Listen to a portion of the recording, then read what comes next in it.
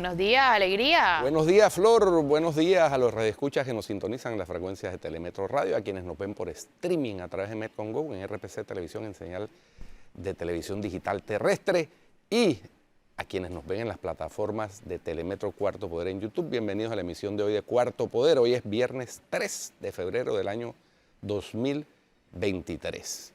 En materia internacional, las notas más importantes tienen que ver primero con el rechazo nuevamente al adelanto de las elecciones presidenciales y de congresistas en el Perú. En esta ocasión, el rechazo, dicen los analistas, se produjo porque se introdujo también la convocatoria a una asamblea constituyente por parte de los partidos o de los grupos parlamentarios de izquierda que en su momento apoyaron al depuesto presidente Pedro Castillo. Lo cierto es que no termina de zanjarse la crisis política en el Perú, sigue la inestabilidad, ya está produciendo efectos incluso en las calificadoras de riesgo que han bajado la perspectiva de Perú, han reducido la perspectiva de Perú de estable, perspectiva económica, a negativa. Mientras no se resuelva este problema, eso va a seguir disminuyendo esa perspectiva. Por otra parte, en Europa, el presidente del Consejo Europeo, Charles Michel, francés, prometió apoyar a Ucrania en su aspiración de adherirse a la Unión Europea. A su llegada esta mañana, en horas de Ucrania, pues, a la cumbre que hay en Kiev con varios de los principales actores de la Unión Europea. Los apoyaremos en cada etapa de su viaje hacia la Unión Europea, escribió Michel en un tuit acompañado de una foto que lo muestra en el centro de Kiev, poco antes del inicio de la cumbre de la Unión Europea, Ucrania, que se celebra en la capital ucraniana. Ahí están, como dijimos ayer, la presidenta de la Comisión Europea, Ursula von der Leyen, y el alto representante de la Unión Europea para Asuntos Exteriores, Josep Borrell. Eso en medio de este conflicto que, como anotamos, se espera que las fuerzas armadas de Rusia intensifiquen su ola de ataques cuando estamos en el mes en que se cumple un año de el inicio del conflicto el 24 de febrero. Y por último, Estados Unidos y Canadá, cada uno por su lado, han detectado la presencia de globos espías chinos, globos que se desplazan sobre el espacio aéreo de ambos países, de Estados Unidos y Canadá, a muy elevada altura sobre el nivel de la Tierra. Aparentemente, según información, estos globos estarían tratando de obtener información sobre los silos subterráneos en donde hay escondidos las baterías de misiles nucleares de Estados Unidos. En el tema de Canadá, los canadienses solamente han reportado que observaron un globo y que tienen la sospecha que se trata también de un globo chino, un globo de observación, un globo espía. Un espía, añado yo, Flor, pues medio fiasco, porque si todo el mundo lo vio, entonces no es tan espía nada. Pero bueno, o sea, o tiene deficiencias en el espionaje, porque la virtud de un espía es que no se descubra que está espiando. ¿Un espía chimbo? Sí, un espía chimbo. Muy bien. Y en el plano nacional hay varias cosas. Hoy es la directiva de First Quantum en Panamá. Ayer estuvieron recorriendo la mina de cobre en Donoso. Hay que esperar a ver si el gobierno deja o tuerce el brazo, cede en los puntos que lo mantienen en discordia con la minera, o si la minera es la que cede. Lo cierto es que tenemos un nuevo nivel de visibilidad a nivel internacional con la visita de estos empresarios estadounidenses, canadienses y europeos. Estadounidenses, canadienses, europeos y australianos que están en Panamá. Eso por un lado, Guido. Por el otro lado, CD decidió que va a apelar la decisión del Tribunal Electoral que le suspendió el subsidio electoral por no haber renovado su estructura a tiempo, según lo establecido en el Código Electoral. Entiendo que Rómulo Rux se venía preparando para esta eventualidad, pero aún así la decisión institucional es apelar la decisión del Tribunal Electoral. Claro, eso es parte del debido Del proceso show, pues. del debido proceso cuando a ti te dictan una norma que te afecta tus intereses, en este caso a un partido político por parte del Tribunal Electoral, lo lógico es que se recurra, se utilicen los recursos que establece la legislación para tratar de enervar esa decisión administrativa. La AMP, por cierto, y a propósito de la visita de la directiva de First Quantum, la AMP emitió también una resolución suspendiendo la operación de carga en el puerto de la minera Panamá. Ese puerto tiene una concesión y una autorización para operar por parte de la Autoridad Marítima, que es el ente rector en esa materia. Lo que se espera es que, para aquellos que van a postear ahora que si mañana aparece un barco ahí que ilegalmente, lo que se espera, y es lo lógico, es dentro del proceso, es que la mina interponga un recurso también para enervar esa decisión administrativa. Lo cierto es que ya pasaron casi 2 meses desde que el gobierno dijo que era de la fecha límite para firmar y no se ha firmado, y esto está afectando nuestra seguridad jurídica. Sí, eso sin duda. No, tienen que terminar de ponerse de acuerdo en el texto, porque eso es lo que nos dijo el ministro Alfaro, que estaban discutiendo el texto del contrato antes de firmarlo. Por otra parte, Flor, importante la decisión de la Corte Suprema de Justicia ayer en relación con una facultad que estaba dada a la Asamblea Nacional en un artículo, en 2 párrafos del artículo 49 de su reglamento interno, mediante el cual la Asamblea, superando con creces las facultades establecidas en el texto constitucional, podía citar y conducir a particulares a declarar en comisiones y en el Pleno. Yo recuerdo, creo que una de las últimas comparecencias de un particular fue la del colega Figueroa, que era para ese momento el abogado apoderado de FCC, y fue citado a la Asamblea el año pasado. Así que esa decisión me parece que es correcta y consona con el texto constitucional. Hoy en una nota de la prensa, Juan Manuel Díaz, el reportero de Judiciales de la Prensa, explica que quizá eso venía como una especie de ripio que llamaba César Quintero de la Constitución del 46, donde sí estaba esa facultad otorgada a la Asamblea, pero que fue cambiada en las subsiguientes constituciones, pero quedó en el reglamento interno. Así es, pero vamos a leerlo lo que decía. Ahora lo que se hace es un ajuste por vía del control constitucional que ejerce el Pleno de la Corte. Yo lo Suprema de tengo Justicia. acá, artículo 49, citación de funcionarios, emplazamiento a particulares. Para tratar asuntos de su competencia, las comisiones permanentes de la Asamblea Nacional, por mayoría de los miembros que la integran, podrán citar a su seno a cualquier ministro o ministra de Estado, director o directora general de entidad autónoma o semiautónoma y otros, de acuerdo a lo establecido en el artículo 161 de la Constitución Política de la República de Panamá. Los funcionarios o las funcionarias requeridos están obligados a concurrir ante las respectivas comisiones cuando sean citados. Y por este pedazo del párrafo es que siempre criticamos cuando citados los ministros deciden no ir porque tienen otros compromisos previos.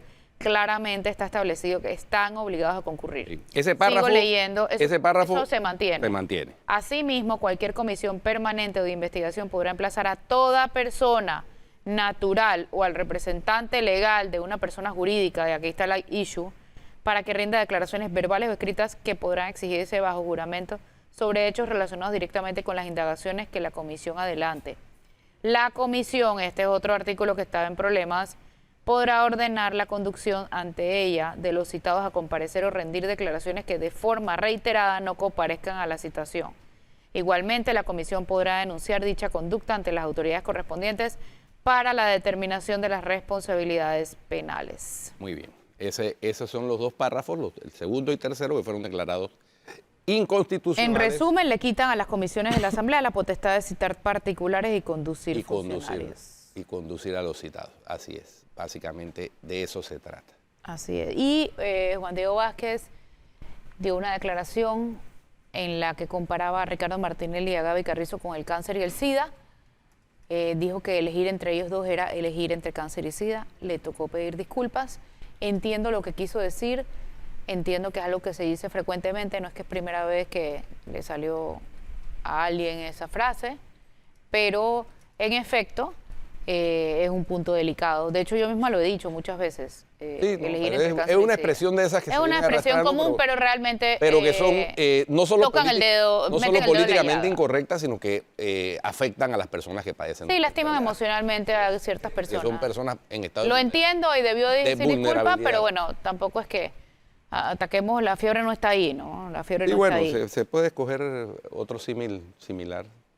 Sí. eh, Aunque la mayoría de las personas, pues en efecto comparten lo que dijo, ¿no? No la forma, pero lo que dijo. Así que tampoco me parece que haya que agarrarla por ese Oye, tema, ¿no?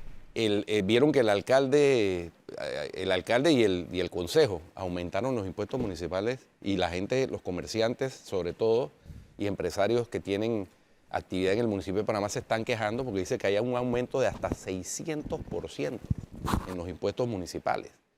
Entonces, ojalá pudiéramos traer al alcalde Fábrega la otra semana aquí a que nos explique. O en su defecto, a Judy Meana, pues. No.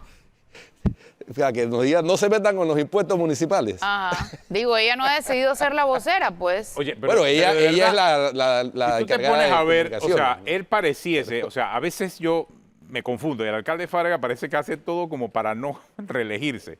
¿A quién se le ocurre aumentar los impuestos municipales en año preelectoral? Preelectoral. Solamente al alcalde. No, pero además Real, de la manera o sea, en que se aumentaron. ¿ah? O sea, la Sí, gente se queja exacto, de por eso te aumento digo, de hasta el 600%. ¿a quién se le ocurre hacer eso en un año preelectoral? Solamente al alcalde, y después dice que no, que la tienen contra él. E inconsulto, además, o sea, sin Se ha nada. pasado 3 años promoviendo el tema del mercado de marico. Porque la playa sucumbió. Porque la playa murió. Murió en el primer oleaje, murió la playa. Después vino el tema del mercado de marico. 3 años peleando eso y en el año preelectoral viene un aumento de impuestos municipales. Hasta parece una venganza del alcalde. Sí, no. O sea, como que Pero él no contra quiere- él mismo, contra él Sí, mismo. contra él mismo. Autovenganza. Él no necesita oposición. La principal oposición del alcalde es él mismo. La autovenganza. No necesita ni al PRD de Ni al oposición. PRD necesita de oposición. Qué Es barbaridad. increíble lo que pasa en el municipio de Panamá, pero bueno, después dice el alcalde que uno lo tiene contra él, uno lo tiene contra él. o no. Él la tiene contra él. Él mismo la tiene contra él, se ve en el espejo, yo creo, y todos los días su propia posición. Oye, he estado viendo y escuchando las quejas de los pacientes de enfermedades delicadas por la falta de medicamentos en el Seguro Social. ¿Así? Y Ayer lo entonces- leímos acá el Y comunicado. entonces la pregunta que uno se hace es ¿en qué quedó la comisión que presidía el hoy ex viceministro José Gabriel Carrizo, exministro, perdón, José Gabriel Carrizo, y a un vicepresidente O según Fernanda Aramburu, el hoy expresidente. de facto? El tema es que esto está explotando en la cara en el momento en que está lanzando su candidatura. Sí. Y más allá, mira lo que decía la gente, mira, supuestamente iban a pasar del no hay al sí hay. Ahora han pasado del no hay al nunca hay. No, y mira, ¿Qué clase de situación que enfrenta el seguro? hoy en el noticiero Germain hacía justamente un reportaje desde la JJ Vallarino y de verdad es inhumano. Porque hacen filas de horas cuando llegan, les dicen que no hay y después hablan con alguien No, y lo les de dicen la que sí fila hay. es un segundo problema que se suma porque en el seguro ahora se estableció un call center para que la gente haga la fila. Oye, ¿Para qué hay call center? ¿para qué hay call center? Porque es que la gente llama. Aquí en la mañana una señora nos denunció que habían llamado más de 100 veces al call center y nunca le contestaron. Allá fuimos y dice, no, pero es que yo entré a la página y tampoco nunca me dio cita. Entonces hay un tema de gestión que se suma al de la falta de O medicamentos. sea, no necesariamente las personas sanas van allá, van las personas que están enfermas. Claro, y tener que hacer una evidentemente. fila estando enfermo y para que después te digan que no hay, tuviste que gastar en pasaje, tuviste que perder horas de tu día. Además, o sea, no, de verdad que es inhumano. Es Realmente, inhumano y al final, es injustificable Ni que en falte medicamentos. ni medicamento, ni cita. Hoy pedían lisinopril y pedían colágeno y pedían iversatán y pedían metformina. Las cosas más básicas de las enfermedades Para la más presión. frecuentes que hay en Panamá. ¿Qué pasó con Medixol?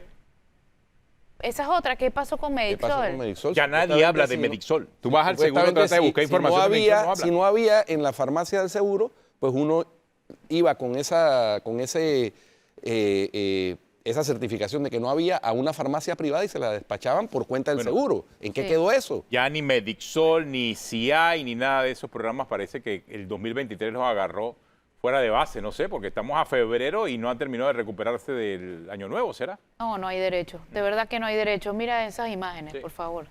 Bueno, Pero bueno, vamos a cambio y volvemos. ¿les vamos a un parece? cambio y venimos con nuestro invitado, Pedro Miguel González. Hablaremos con él esta mañana. Vamos a hablar del PRD, pero también vamos a hablar de democracia, de dictadura. Vamos a hablar de todos estos temitas esta mañana.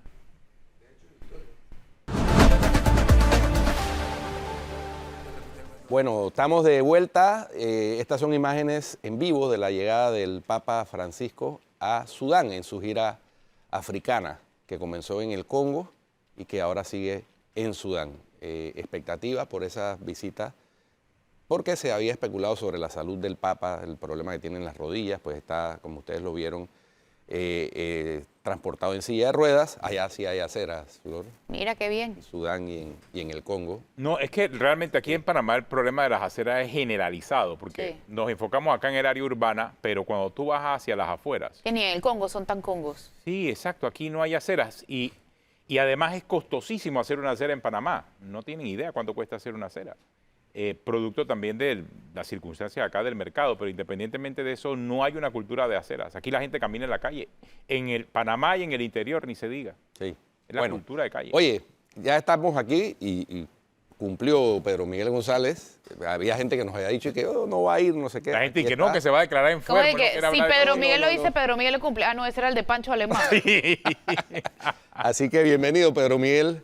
Vamos a hablar un poquito de lo que está sucediendo en el PRD, de ese reclamo que por falta de democracia, porque así lo llamó el expresidente Martín Torrijos, y también Pedro Miguel, falta de democracia interna dentro del PRD. Ahora, pero Pedro, sobre eso yo tenía una pregunta. Porque es que yo veo, por ejemplo, la división que hay en el CD, al punto de que realmente se nota la oposición dentro de Cambio Democrático amenazando a la presidencia actual. ¿Qué pasa en el PRD que hay poca gente criticando la situación interna del PRD? Porque veo a Martín Torrijos que desde el escrito y desde un video que lanzó tiene su oposición. Te veo a ti también, que eres el que más beligerante está en los medios de comunicación, criticando la situación interna del PRD. Pero, ¿quién más está inconforme por lo que está pasando dentro del PRD? ¿Por qué no hay más gente en los medios de comunicación criticando, hablando de lo que está pasando en el PRD, si es tan grave la situación como tú mismo lo estás planteando? O sea, ¿qué puede estar pasando? ¿Le tienen terror? ¿Le tienen miedo? O sea, eso está pasando en el PRD, que es un partido tan democrático como ustedes mismos dicen. O sea, ¿por qué razón no hay más gente quejándose, como pasa, por ejemplo, en Cambio Democrático o como pasa en el panameñismo, donde siempre aparecen cualquier cantidad de oposición dentro de los mismos partidos, pero en el PRD pareciera nada más que son 2 o 3 personas? ¿Qué está pasando, Pedro? Bueno, ¿viste a alguien, o viste en Cambio Democrático cuando Martín era presidente de alguna disidencia? ¿O en el panameñismo cuando lo era Varela? Es una situación... Con Varela sí. Es una Con Varela sí vimos mucha disidencia dentro del panameñismo. Hubo- Digo, el propio Blandón terminó al final ganándole al equipo Claro, de eso Juan Carlos Varela. hubo una fricción cuando vino la disputa por el liderazgo electoral entre el favorito de Varela y la propuesta de Blandón. Pero sí, es lo que tú dices, ¿no? Somos un partido en el gobierno y la gente se cuida mucho. Sobre todo porque hay muchos cuadros y dirigentes del partido que están ocupando posiciones. Para que no los a voten, veces, pues. a veces no posiciones importantes, pero sí de supervivencia. Son posiciones importantes llamémoslo para ellos, de para una- sobrevivir. Claro. O sea, que han sido cooptados por el puesto de trabajo, pues. Que el, Y que si critican, el los poder es votan. cosa seria, ¿no? Y que si critican, los votan.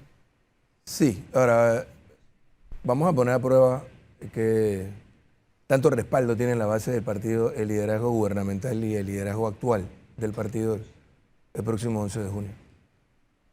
Nosotros confiamos en que la inmensa mayoría de los miembros del partido no se sienten identificados con lo que está ocurriendo y de que vamos a tener un resultado favorable a una propuesta alternativa a lo que ellos pretenden imponer desde el gobierno. O sea, ¿Y que es la sería esa propuesta, propuesta? que es la propuesta, te refieres a la del vicepresidente que va a lanzar el domingo su Claro, candidatura. claro, claro. Claro, ¿y quién sería? Pues Martín Torrijos no anuncia, Cristiano Adames Ya Bueno, dijo que sí. Cristiano Adames, bueno, acabo de leer en los medios del día de hoy que ayer reiteró que él va por la candidatura. Él es una alternativa. Nosotros estamos pensando en una tercera alternativa. Martín Torrijos. Él pudo haber sido, no lo vemos muy activo. Últimamente no he conversado con él. He tenido en los últimos años muchas conversaciones con él. Creo que sería un extraordinario precandidato. Tendría mucho respaldo en la base del partido, sin ninguna duda. Principalmente en los estratos sociales bajos y en el interior del país. Hay un componente de la dirigencia intermedia que sintió cierto grado de frustración en su gestión y no lo respaldan, ¿no? Pero creo que él tendría muchas posibilidades. Pero nosotros tenemos otras alternativas. Nosotros vamos el 26, el pasado domingo tomamos la decisión de que el domingo 26 de febrero vamos a hacer el anuncio de nuestra propuesta. No lo puedo anticipar porque tampoco es una decisión de Pedro Miguel. Pero sí tenemos alternativas dentro del partido y esperamos convertir el día 11 de junio en una especie de referéndum. Yo recuerdo mucho cuando en el gobierno del doctor Pérez Valladares todas las encuestas serias nos decían que íbamos a perder 2-1. Pero habían algunos encuestadores cercanos al gobierno que, como hay alguna encuesta por ahí en un medio escrito que todos los meses saca una competencia entre Martinelli y el vicepresidente, que decían que nosotros ganábamos 2-1. Estábamos en el gobierno, teníamos una gran organización, además era un gobierno que tenía una popularidad que duplicaba la de este gobierno. Pero la mayoría de la gente no quería la reelección. Nosotros fuimos a ese ejercicio y la oposición estaba apabullada hasta las 4 de la tarde que empezó el conteo. Nosotros vestimos al 60 o 70% de la población de azul con el sí. Los movilizamos en mi circuito. Pudimos haber movilizado alrededor del 80% de la gente. Le dimos transporte, alimentación, lo llevamos al centro de votación. Y la gente votó que no.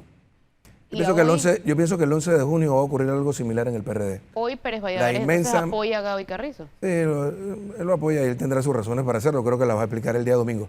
El 11 de junio lo que va a haber es un referéndum dentro del PRD. Ahora, a ver qué tanto respaldo tiene este gobierno, esta dirección política, que nosotros hemos cuestionado porque se ha alejado de nuestra propuesta de transformación de la sociedad.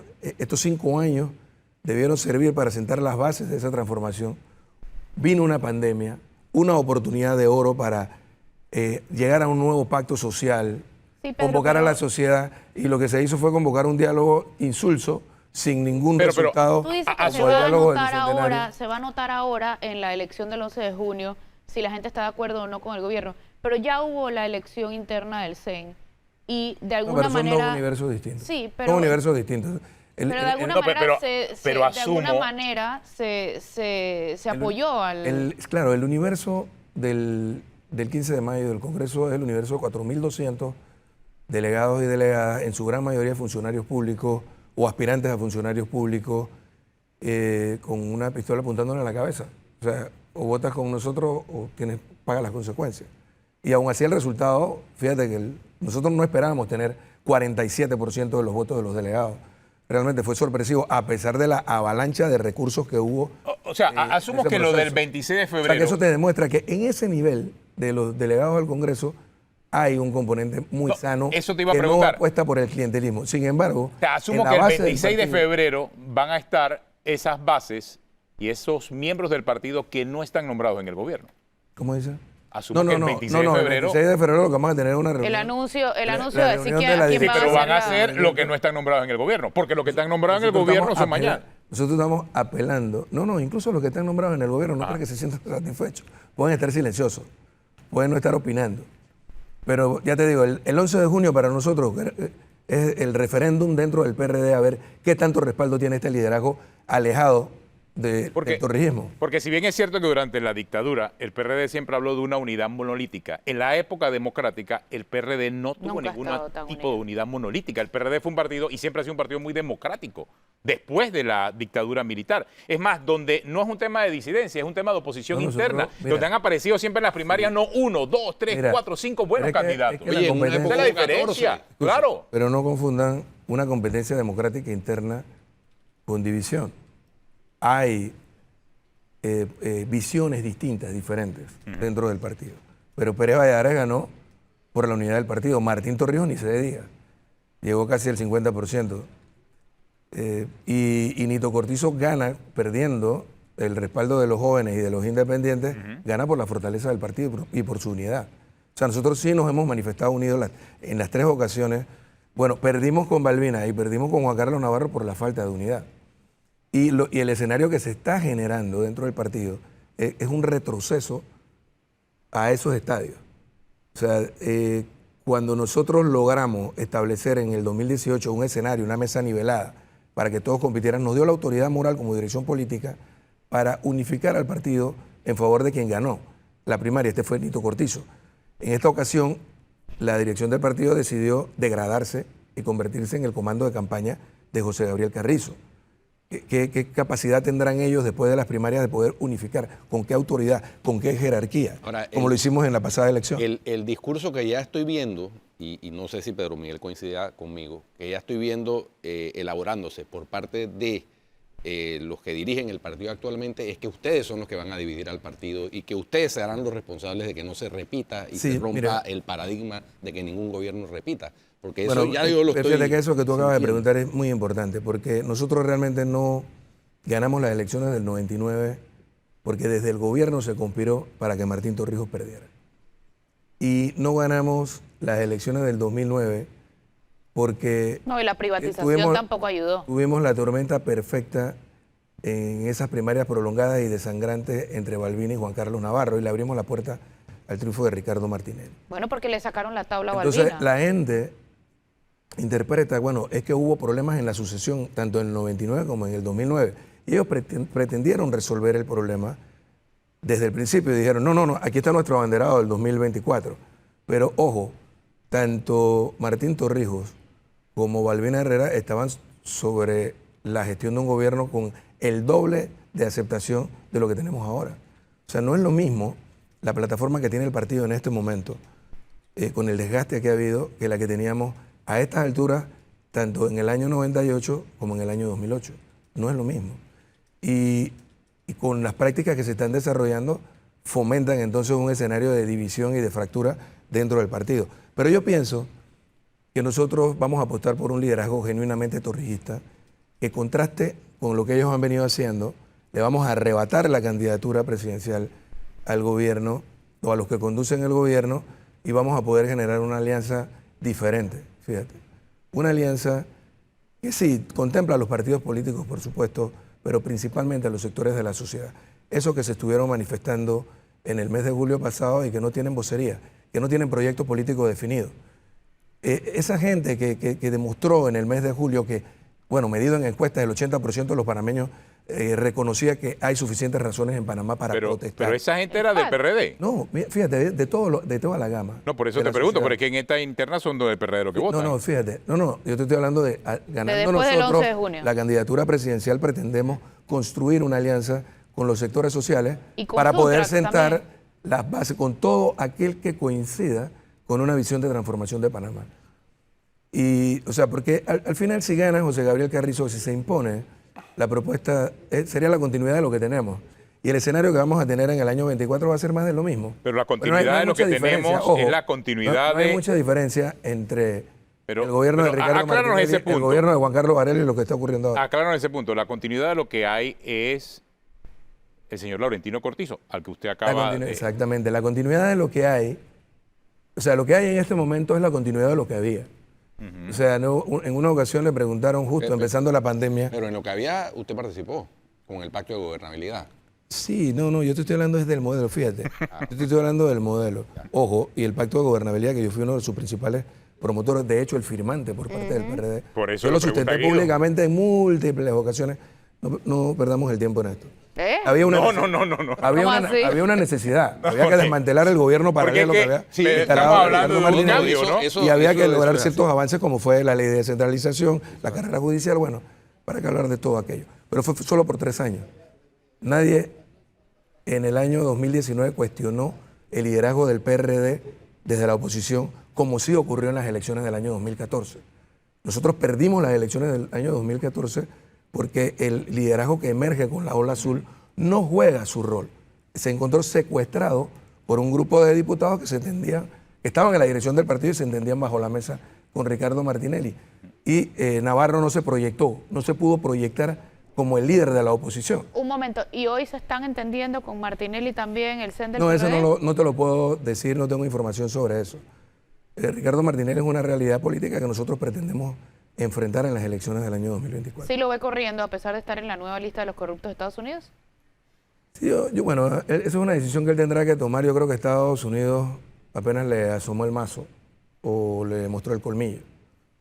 Pero él tendrá que tomar su decisión. No veo al sistema judicial panameño por el fracaso que resulta, porque es evidente toda la corrupción que hubo en su gobierno, pero no lo veo con capacidad de condenarlo con el tiempo suficiente como para que lo inhabiliten como lo establece la Constitución. Pero, José Gabriel, Y pienso que aquel candidato presidencial, obviamente no la continuidad de lo que tenemos, no José Gabriel Carrizo, aquel candidato presidencial que logre proyectarse con esa gran alianza social de la que planteo, puede polarizar con él y ganar. Porque si Martinelli hoy es el favorito en las encuestas, también tiene altísimos negativos. pero por lo que le escucho, no le da ningún voto de confianza a José Gabriel Carrizo. No, nosotros lo hemos medido. Lo hemos medido y se sigue midiendo. Recientemente hubo una encuesta, la tuve acceso ayer a ella, no la hicimos O nosotros. sea, no sienten Él es el que, no político sienten con que los es un mayores PRD. negativos del ¿Quién ¿No hace sienten esas que es PRD? encuestas? ¿Quién hace esas encuestas y quién las paga? No, mira, hay todo tipo de encuestas. En la última que yo vi, no sé quién la pagó. Pero No, sí usted es dice, un consultor nosotros internacional. hacemos- Ah, no, claro, nosotros hemos estado ¿Nosotros quién? midiendo. Primero en el partido. Primero desde el partido medimos en 2021 y nos marcó, por ejemplo, el PRD nos marcó en junio, julio del 2021 nos marcó 28%. Primer partido. La mayoría de los partidos muy por debajo. Pero si lo poníamos él de candidato marcábamos 12%.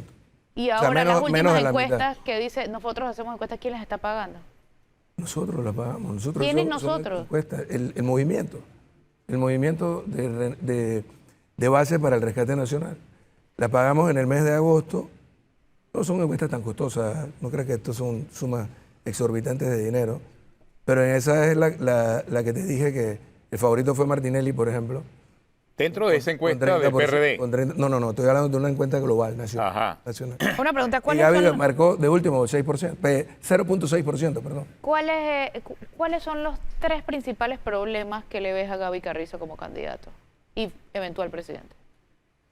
Bueno, yo pienso que la exposición temprana que se tuvo, la jugada cantada que se tuvo, casi desde que ganamos las elecciones, lo ubicó como un blanco de favorito de todos los sectores y ha tenido un gran desgaste. Yo creo que él, bueno, te digo, en las mediciones es el político con los más altos negativos. Ponerlo a él de candidato realmente es como amarrarse una piedra en el cuello y lanzarse a nadar en el río, o ponerse una bola de hierro en el pie para ir a la carrera. Eso lo he explicado muchas veces. Sin embargo, nosotros tenemos la posibilidad de competir con chance en las elecciones del 24 si nosotros logramos enfrentarlo, mostrarnos ante la sociedad como una alternativa distinta, con un proyecto político distinto. Que es el que y van a re- presentar el 26 de febrero. Y recuperar el respaldo en la base del partido y de la sociedad. No, sin duda que José Gabriel Carrizo, desde su gestión como ministro de la Presidencia y como abanderado temprano de la posibilidad de ser candidato, Se ha desgastado. además porque la gestión alrededor de él siempre ha estado con señalamientos de temas de corrupción, aunque el Contralor diga lo que diga en el Consejo de Gabinete de que este gobierno no ha tenido corrupción, o sea, ha habido señalamientos claros y que han tenido costos políticos. Recordemos el primer viceministro de la Presidencia, casualmente, que renunció en medio de un escándalo, de una compra de ventiladores, etcétera. Entonces, Ahora, pero esa es la razón por la cual no lo consideran el candidato idóneo. Solo por el desgaste, yo pregunté tres. Bueno, pero es que, bueno, esa es una. Lo otro es que él decidió aliarse al sector más clientelista y atrasado del partido. Ellos tenían la oportunidad de haber fortalecido esta corriente. ¿Quiénes que son ganó en ellos? 2016. El presidente de la República y el vicepresidente. ¿Con quién? Pero ellos Estaba decidieron, hay dos concepciones dentro del partido. La que ha prevalecido es la electoralista, la clientelista. O sea, que ¿Te el das cuenta? presidente se alió con el Claro, clientelismo. porque a él no les Pero usted está hablando ahí de Cortizo, Escucha, del presidente pero Cortizo. ¿Y de los diputados, No les será? interesa, no les interesa que este partido sea el partido de la transformación. A ellos les interesa que sea simplemente un vehículo electoral. Eso es lo que demostraron fortaleciendo política y financieramente a este grupo que comanda el presidente del partido, Benicio Robinson. ¿No? Y la figura, aquí tuviste sentado. Ahora, usted dijera lo mismo si fuera actualmente secretario general del PRD. No, pero eso es que yo lo decía antes de ser secretario, durante el tiempo que fui secretario, y lo sigo diciendo ahora porque es una realidad. Es una realidad. Siempre lo he dicho, bueno, me acusaron a mí de ser crítico. O sea, usted como secretario general se oponía a Benicio Robinson. Tenía problemas con él, diferencias. No, nosotros limamos a Pereza porque teníamos que unificar al partido. Para nuestra concepción es ¿Cuándo limaron a totalmente diferente. Después que ganamos las elecciones en el 2016. Ajá. O sea, Ahí nosotros ganamos limaron la a mayoría. Perezas, claro. Nosotros ganamos la mayoría y no íbamos a seguir llevando una diferencia, una pelea trasladada a las elecciones. Nosotros logramos unificar el partido, superar esa diferencia, pero al final son dos concepciones distintas, ¿entiendes? O sea, es la concepción del partido electoralista que solo sirve para ganar elecciones. Ajá. Y ganando las elecciones disfrutar de las mieles del poder, como ocurría antes del 68 o como ha vuelto a ocurrir ahora en este modelo que tenemos post-invasión. Pero nosotros no fuimos constituidos como un partido para ese propósito, ¿entiendes? Este no es un partido que fue creado para ganar elecciones y disfrutar de las mieles del poder, sino para ser el vehículo de transformación de la sociedad. Ahora, construir una sociedad de bienestar. Todo eso suena muy bonito, pero también tú has estado en el gobierno. Durante el periodo del 68 al 89 también disfrutaron de las mieles del poder, Pedro Miguel. O sea, uno era testigo de cómo los coroneles y los mayores y los tenientes coroneles se cambiaron de modo de vida a unos niveles parecidos a los de ahora. ¿Sabes? Me gusta tu pregunta porque en el intercambio que tuvimos hace unos días quedaban muchas cosas en el aire, ¿no? Fíjate, tú tienes que dividir esos 21 años en dos periodos. Tienes que dividir el periodo hasta la muerte de Torrijos y luego de la muerte de Torrijos. Hasta la muerte de Torrijos fue otra cosa. Fue el poder público, el poder político, ya no en manos del poder económico que había gobernado por 65 años para sus propios intereses, sino en función de un proyecto de desarrollo social. Y ahí está el ejemplo, ojo, escucha, ahí está el ejemplo, sin destruir la base económica del país, fortaleciéndola en todo caso. Pero bueno, hasta la muerte de Omar Torrijos fue una dictadura. Podemos hablar del tema dictatorial si me dejas desarrollar esta parte. Bien. No, pero sí fue cuando una dictadura. Torrijos muere... No, pero sí fue una dictadura. Pero escucha... que ese es el objeto y centro de la discusión que hemos tenido. Y podemos hablar de varios golpes de Estado que hubo en la historia de Panamá también, mira. Y sus consecuencias. Cuando Torrijos muere, no tiene cuentas bancarias, no tiene propiedad. Vivía en la misma calle 74 que había comprado con financiamiento de Seguro Social. La casa de Farallón era de la Guardia Nacional y la casa de Coclecito era de la comunidad. No se enriqueció con el poder. Nadie tuvo tanto poder durante tanto tiempo en la historia de la nación panameña como Omar Torrijos y no lucró del poder. Y así puedo recitarte el ejemplo, pasaría todo el programa de nombres de personas que ejercieron poder político durante la década de los 70 y no se enriquecieron. Muere Torrijos y ocurre un fenómeno distinto. Se interrumpe el proceso democratizador que debía culminar con las elecciones del 84. Los militares deciden regresar a la escena política, controlar el poder político y controlar el partido. Y bueno, una serie de errores que se fueron cometiendo derivaron en la crisis que culminó con la... ¿Errores o delitos?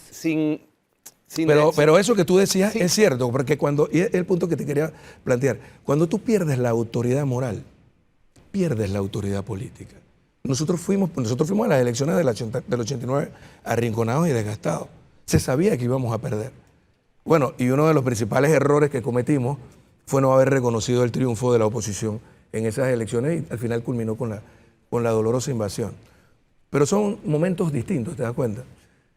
Yo les compartí a ustedes tres unos videitos que publicamos nosotros, tanto en el año 21 como en el 22, sobre el 11 de octubre. Ahí lo tienen en sus celulares.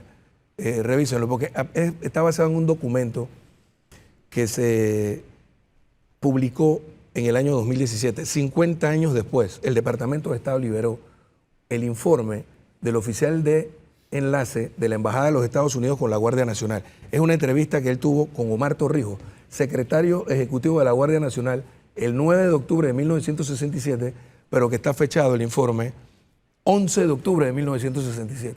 Cuando ustedes lo lean, se van a dar cuenta que ahí Torrijos no solamente no tenía ninguna intención de dar un golpe de Estado, no existía esa conspiración, pero sí describe el escenario que vivía Panamá, muy parecido, fuera del aire lo decíamos, el escenario que vivía Panamá en 1968 es muy parecido a lo que tenemos ahora. Ahora no son viables los golpes de Estado, pero si fuesen viables, en el mes de julio pasado probablemente hubiésemos tenido un golpe de Estado. Porque es que las condiciones en las que estamos viviendo ahora, como tú decías, la historia se repite en espiral, son muy similares a una clase política desprestigiada.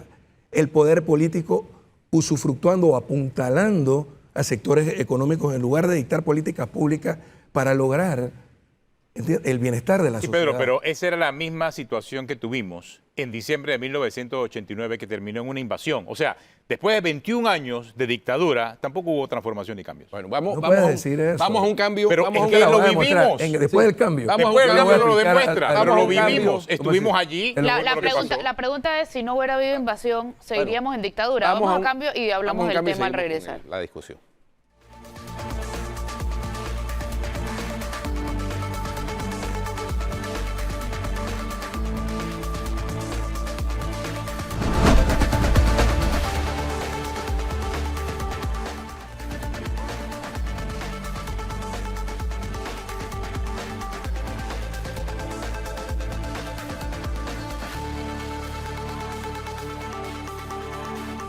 Y ahí tenemos el Papa móvil, como siempre se ha caracterizado el Papa Francisco, con un carro pequeño, modesto. Austero. Austero es parte de su política de comunicación, no hacer derroche de Ese parece un de Twingo, ¿tú grandeza sabes? ni de riqueza. Parece un Twingo. Parece un Twingo, no, No, es un Fiat. Es un, Bueno, es bueno, un el Fiat. Twingo es de Renault, Fiat. Sí, sí, Italiano, es un- italiano. Un Fiat, no recuerdo el modelo, pero bueno, ahí va el TC, Papa ¿no? en Sudán ¿Desde qué? del Sur. Algo. Fiat CC, no sé qué. Ah, 500. Ah, el ¿viste? 500, sí, el Ey, no estoy 500. tan mal. No, está bien, está bien, está bien. El Fiat 500 que se llama. Claro, el tema son los otros dos carros que lo escoltan que cuestan mucho más. Sí, ahora, Pero bueno, es otra historia. bueno, esa es la seguridad del Papa, ¿no? Debe ser la seguridad del Papa o la seguridad de Sudán, ¿no? Bueno, una combinación. El Papa tiene su propio equipo. Bien. Ahí va avanzando lentamente la caravana del Papa Francisco. Oye, pero regresemos acá donde Pedro. Dale, que se acaba el tiempo, entonces no Pedro puedo tenía hablar que de lo que responder vino a varias hablar. preguntas. La última fue la de Flor. Bueno, esa ya entrar en el terreno de la especulación no sabría Dice que los contestar. militares seguirían mandando. Creo que, no, yo pienso que el gran error nuestro fue no haber reconocido el triunfo de la oposición, ya que habíamos llegado hasta ese punto, y creo que el país habría tenido una mejor suerte. Pero bueno, lo que sí quisiera comentarte es que aquí en Panamá este no fue el último golpe, el único golpe de Estado que hubo. El primer golpe de Estado que hubo en Panamá lo dieron civiles. Acción comunal. Sí, el grupo de Acción Comunal, y ahí estaba Eran- Armodio Arias, Arnulfo Arias, Eran Ricardo Jorge profesionales. Alfaro, Juan Demóstenes Arosemena y una playa de figuras que jugaron un papel protagónico en la década de los 40. Arnulfo es electo y años y tantos después es derrocado. Lo derrocaron los Estados Unidos, porque no le quería, o sea, su propio ministro de Gobierno y Justicia le dio un golpe de Estado en un viaje que hizo al extranjero. ¿Qué surgió de esa coyuntura? Bueno, no se hicieron las elecciones del 44, él decide, Ricardo Adolfo de la Guardia, prolongar su periodo a través de la convocatoria de una constituyente, y de ahí surgió la Constitución del 46. En el 68 teníamos una situación muy parecida a la que tenemos ahora. América Latina estaba gobernada por militares impuestos por Estados Unidos Ahora, pero- en su política de Pero contener en el caso avance panameño, de las fuerzas los progresistas. militares dan, y eso es historia, Pedro, los militares dan el golpe de Estado del 68 porque se sintieron amenazados, ya que su poder estaba siendo disminuido por Arnulfo Arias en ese Bueno, momento. Esa es la razón histórica. Bueno, o sea, no podemos pero inventarla. no seas- Esa es la razón histórica. Mira, no seas tan después vino la argumentación que Guido aquí la trajo el otro día Ojo. de la lucha de clase y todo Oye, aquello, porque fue la parte del marketing. Por eso- Pero la historia es esa y no se puede cambiar. Básicamente Claro. al Yo te entonces, escucho hablar. Cuando cambiaron. A ver, que al y entonces solamente coronel te falta Torrijos decir, lo he trasladan dicho. de agregado ¿Viste? militar al Caso Salvador. cerrado. Oíste, caso cerrado. No, pero es que es la historia. A Torrijos, Fíjate que a se Omar está acabando. Torrijos lo traslada Sí, sí, Arnulfo todo Arias eso- como agregado esa es la militar al fase Salvador. coyuntural. Por eso, No, coyuntural no, es la historia. así. escucha, Es la historia, eso pasó. La historia es lo que está en el documento que te envié. Bueno, vamos Te a- invito a que lo leas. vamos a leerlo. Y que veas véanlo, y después hablamos de eso. Y te vas a dar cuenta de que no es así. De que sí, en lo coyuntural, en la coyuntura, con el gobierno de Arnulfo Arias, esos movimientos que se quiso hacer en la cúpula aceleran el golpe. Pero las razones están relatadas un año antes. las razones sociales y políticas y económicas en ese documento que te expliqué. De hecho, Y no es cierto que no tuvieran un programa. El programa estaba descrito en ese documento un año antes. Míralo para que veas. Ahora, Mira. pero Miguel, de hecho... Pero déjame terminar, porque estaba explicándole cómo surgió la Constitución del 46. ¿Quién gesta el golpe? O sea, no es el ni golpe siquiera de Estado, Torrijos. el golpe de Estado del 68 rompe el orden constitucional de la Constitución del 46, que muchos juristas declaran la mejor constitución que hemos tenido en la historia. Bueno, esa surgió de un golpe de Estado, del golpe de Estado que le dieron a Arnulfo Arias en diciembre los gringos para que Panamá se pudiera incorporar o declararle la guerra al eje y convirtiera a Panamá en una base militar, un Sí, territorio pero militarizado. no olvidemos que Arnulfo Arias Pero- gana en el 68 pero con lo que mayoría al de la punto al que población. quiero llegar es O que sea ese que golpe- la mayoría de la gente estaba Escucha, de acuerdo con al lo que punto- prometió Arnulfo al Arias. punto, al punto al que quiero llegar es que el golpe del 68 entonces abre las puertas a un proceso de democracia participativa. Fíjate que no es lo mismo la democracia representativa, que es la que teníamos hasta el 68, que la democracia participativa que se instala con la Constitución de 1972. Y te invito a revisar los Pero- archivos del Tribunal Electoral. Pero si y se verás proscribieron que la los partidos elección- ojo, políticos, la elección Pedro, se proscribieron más los partidos concurrida políticos, en la historia de Panamá. se suspendieron las reuniones, se declaró ¿Cómo toque vamos de al punto queda, este que estuvimos formamos en la estado de periquera? emergencia como por 5 años, Oíste, Guido, apenas se dio el golpe de llegamos al Estado, punto- del 68 hasta Escucha, el 72, escucha, y después del 72, escucha, ¿cuándo regresaron los emocionas exiliados mucho, y los partidos emocionas políticos mucho. hasta el 78? No, es historia, Pedro, Pero es escucha, historia. escucha, Es que Lo demás es retórica, escucha, es historia. que no ¿Sabías- puedes llamar historia democracia confirmada. participativa Perdón, pasó. al populismo Bueno, dictatorial. está bien, hablen ustedes, Eso, pues. eso fue populismo dictatorial. Hablen Pedro. ustedes que no me dejan hablar. Ellos están de No, testigos. no. Ustedes no me Lo que dejan pasa es hablar. que- Para que después no diga que soy yo la que no lo deja hablar. Mira, las elecciones de 1972, debes buscar los archivos y puedes confirmarlo con los magistrados del Tribunal Electoral, son las elecciones más concurridas de la historia de la República de Panamá. Votó casi el 90% de la población, sin partidos políticos, porque la gente estaba votando por la participación de los sectores que habían estado marginados por casi 70 años del ejercicio del poder político. Pero Y es lo que yo les dices que no decía había Pero eso desde no mi era- casa el Dices que otro día a había ustedes. democracia, Pero no era democracia. pero dices que Omar Torrijos era dictador entonces. No, o Oye, sea, mira, Torrijos nunca negó su condición, nunca la negó. Yo no vengo aquí a este programa a negarlo. Eso es un hecho histórico. Lo que te estoy diciendo es que son procesos que se desarrollan en un momento bajo circunstancias históricas que te pueden, en un momento determinado, generar una acumulación positiva para la sociedad. Hoy tenemos mayor participación de todos los sectores de la sociedad en la política. El tema no es tu origen ahora, sino para quién tú trabajas. Entonces, el modelo en el que hemos derivado es muy parecido a lo que teníamos antes del 68. Sí, yo les decía a ustedes el otro día, hasta el 68 los que llegaban a la Asamblea Nacional eran o los hijos de la oligarquía o los empleados de la oligarquía y del poder transnacional, con contadísimas excepciones.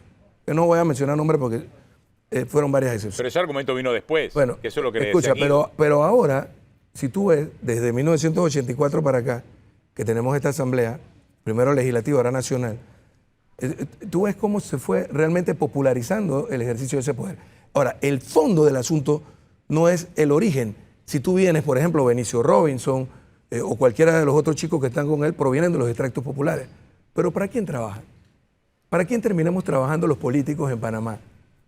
No para la población, que es lo que debería ser. Hasta el presidente de la República. Para los intereses creados. Para los ¿Te das donantes. cuenta? Para aquellos con los que nos comprometimos en campaña. Sí.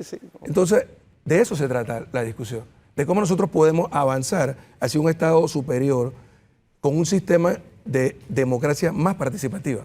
Por ejemplo, fortalecer el proceso de descentralización de la gestión gubernamental y también la participación ciudadana. Esto es algo que está en el tapete. Pero sí hubo dictadura, Pedro. Sí, no, sin duda. Oye, si Torrijos nunca negó. El Él dijo, 277. soy un dictador. El Mira lo que dijo Torrijos, 277. yo soy un dictador. Oye, confeso ni y los converso. reyes tenían Pero tantas fíjate, facultades. Ajá. Confeso y converso. Bueno, está bien. Porque al final. Esa parte sí, Sí, te la acepto. sí, porque lo sí digo. hay que Por eso, no lo reconocer. negó por eso se nunca. creó el PRD. Claro, porque para un sí hay que proceso reconocer democrático. que Claro. con la Posterior, creación del eso- PRD, Claro, y- Torrijos sí, por eso Claro. que Y estamos tú hablando ves, de tiempo. ¿no? Fíjate, en un con la país- creación del PRD, en un país en el que Torrijos nadie se convierte. democratizó. Sí, no, se Mira, convierte. se Escucha, en un convierte. país en el que nadie renuncia al poder, en un país. El mayor gesto de desprendimiento lo tuvo él después de la firma de los tratados Torrijos-Carter, con la reforma del 78 que anuló aquel artículo que tú reclamabas Correcto. en el pasado programa. Y que además abrió nuevo la constitución de partidos políticos y trazó un calendario democratizador que debía culminar en el 84. Su muerte interrumpió ese proceso y vino la crisis que derivó en la invasión. Nos tenemos que ir, pero Nos yo tenemos quiero que ir. solamente una respuesta de sí o no. ¿El PRD debe pedir perdón por la dictadura o no? El PRD surgió mucho después del golpe de Estado del 68. Surge como parte de una acumulación. No, yo hablo de la O sea, dictadura hay hasta el tanto, o sea, 89. ¿De cómo se? Yo hablo de la dictadura completa. ¿Debería pedir el No, PRD yo perdón por pienso la que dictadura? nosotros sí debemos hacer un mea culpa por no haber jugado el papel Exacto, yo que debimos haber jugado en algún momento. Fíjate, este tema también es histórico. ¿Qué habría pasado en Panamá si Aristides Royo se hubiese negado a la presión de los militares para que retomaran Exacto. el control político? Bueno. ¿O qué hubiese pasado Tenemos si que- la entonces dirección del PRD en el año 82 no hubiese cedido al poder militar Tenemos que el invitar a liderazgo Pedro Miguel del a otro partido? programa. No, Este pero, tema es apasionante. el último aspecto que ha planteado Y Pedro buena Miguel parte de lo que es estamos haciendo importante. nosotros, ojo, porque es esto verdad. tiene mucha vigencia en el PRD. Totalmente. Porque lo que nosotros hicimos en el Congreso, del 15 de mayo, enfrentando al poder político, y lo que vamos a hacer el 11 de junio, tiene mucho que ver con lo que dejamos hacer en la década de los 80. Nos Debieron fuimos. hablar cuando debieron Nos hablar. fuimos y nos fuimos sin despedida porque se nos acabó el acabó tiempo el hace rato. Chao. Hasta el lunes. Chao.